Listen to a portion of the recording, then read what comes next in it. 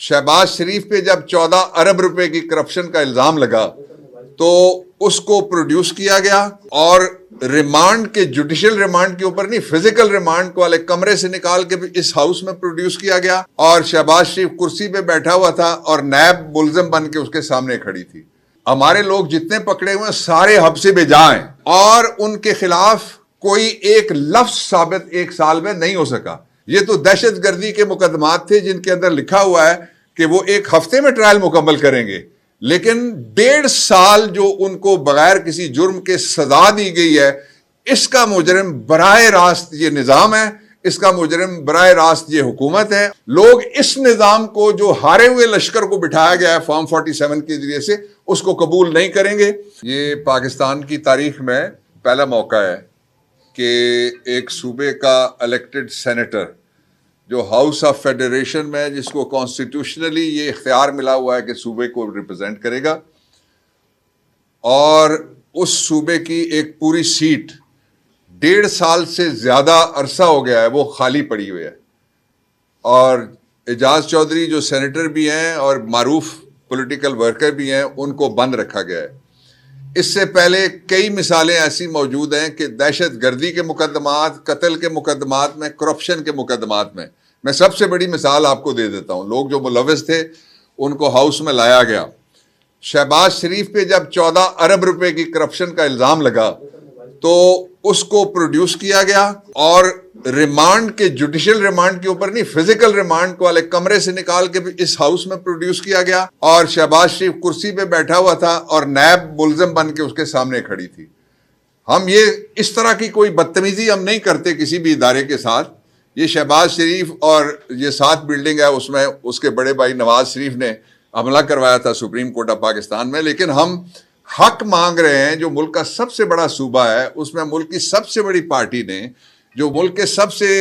बड़े ऐवान में, which is house of federation, जहाँ पे प्रोपोर्शनल रिप्रेजेंटेशन होती है सारे सूबाई यूनिटों की, उसको महरूम रखा गया है। इसलिए Pakistan Tehreek Insaf, opposition leader, chairman, मैं, हम सारे मुतालबा करते हैं कि फौरी तौर पे प्रोडक्शन ऑर्डर जारी किया जाए एजाज चौधरी का, नंबर 1। दूसरा ये है कि जावेद हाशमी केस में 79 की जजमेंट है सुप्रीम कोर्ट ऑफ पाकिस्तान के बड़े बेंच की, जिसमें उन्होंने कहा है कि कोई भी सीट जो पार्लियामेंट की है उसको गैर मुअय्यना अरसे के लिए उसके मेंबर को नहीं बाहर बिठाया जा सकता और उसको रोका नहीं जा सकता और सीट खाली नहीं रखी जा सकती। ये बराह रास्त मैं चीफ जस्टिस साहब से मुखातिब होकर कहता हूं कि ये आपकी जजमेंट की भी तौहीन है। इसका आप नोटिस लें फौरी तौर पे कि एक जो सूबे का मुंतखब नुमाइंदा, और वहां से मुंतखब नुमाइंदे कोई हर सूबे से 100 नहीं आते, 100 कुछ तो सेनेट के टोटल अरकान है, तो वो बहुत बड़ी आबादी की तादाद, उसको तकरीबन 60 के करीब वोट लेना पड़ते हैं जो सेनेटर आता है, और वो इलेक्ट्रेट कॉलेज जो उसका है, इलेक्ट्रल कॉलेज जो उसका है, वो सूबाई असेंबली है, एमपीएस के वोटों से आया हुआ शख्स, उसको महरूम रखना, ना ये जमहूरियत है, ना रूल ऑफ लॉ है, ना ये कोई कॉन्स्टिट्यूशनल निज़ाम है, ना ये फिर पार्लियामेंट है। तीसरी बात और सबसे इंपॉर्टेंट बात यह है कि जितने भी 9 मई के हवाले से उमर खान ने नाम उनके लिए हैं, हमारे लोग जितने पकड़े हुए सारे हब्से बेजा हैं और उनके खिलाफ कोई एक लफ्ज साबित 1 साल में नहीं हो सका। जो पाकिस्तान के जितने भी कवानीन का ट्रायल हो, बेशक वो नैब का ट्रायल हो, बेशक वो दहशत गर्दी का ट्रायल हो, बेशक वो किसी और जुर्म का, इंसानी जान के खिलाफ या इंसानी आबरू के खिलाफ के जराइम के भी, उनको जो रेगुलेट करता है लॉ, वो कोड ऑफ क्रिमिनल प्रोसीजर है, और उस लॉ के मुताबिक 14 दिन के अंदर चालान पेश करना पड़ता है और 17 दिन के अंदर फाइनल लिस्ट ऑफ एविडेंस पेश करना पड़ती है, जिसके ऊपर फौरी तौर पे ट्रायल होना चाहिए। ये तो दहशत गर्दी के मुकदमात थे जिनके अंदर लिखा हुआ है कि वो 1 हफ्ते में ट्रायल मुकम्मल करेंगे, लेकिन 1.5 साल जो उनको बगैर किसी जुर्म के सजा दी गई है, इसका मुजरिम बराह रास्त ये निज़ाम है, इसका मुजरिम बराह रास्त ये हुकूमत है, और इसकी मुजरिम बराह रास्त वो लोग हैं जिनको पहले एक्सटेंडेड तौर पे सूबों के अंदर बिठाया गया था 3 महीने के बजाय 1 साल के लिए, और फिर फॉर्म 47 के जरिए फर्जी तौर पे उनको असेंबलियों में ला के मुसल्लत किया गया। आखिरी बात जो सबसे इंपॉर्टेंट है वो ये है कि ज़ाती गुफ्तगुओं में ये जो मौजूदा चेयरमैन सेनेट हैं, یہ بے شمار دفعہ یہ اس بات کا کریڈٹ لیتے تھے کہ اسمبلی کے میں نے اسپیکر کی حیثیت سے بی بی کے دور میں اس کے مخالفوں کو میں نے لا کے پروڈکشن آرڈر کے ذریعے بٹھایا تھا. اور جو عمر خان کے والد صاحب ہیں گور ایوب خان, انہوں نے بھی سندھ کے ایک بڑے سیاسی گھرانے کے فرد کو اسمبلی میں طلب کیا تھا,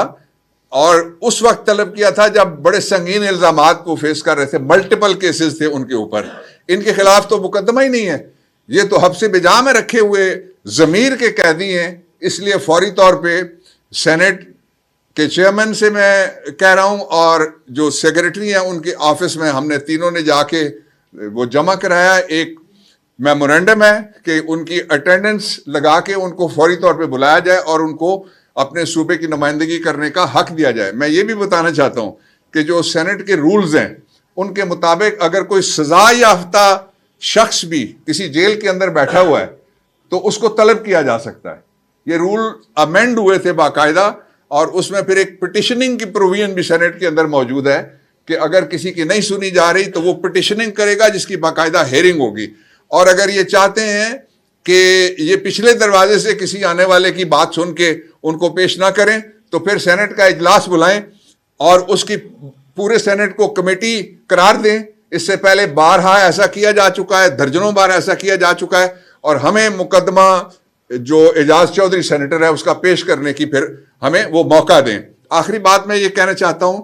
کہ پاکستان میں اس وقت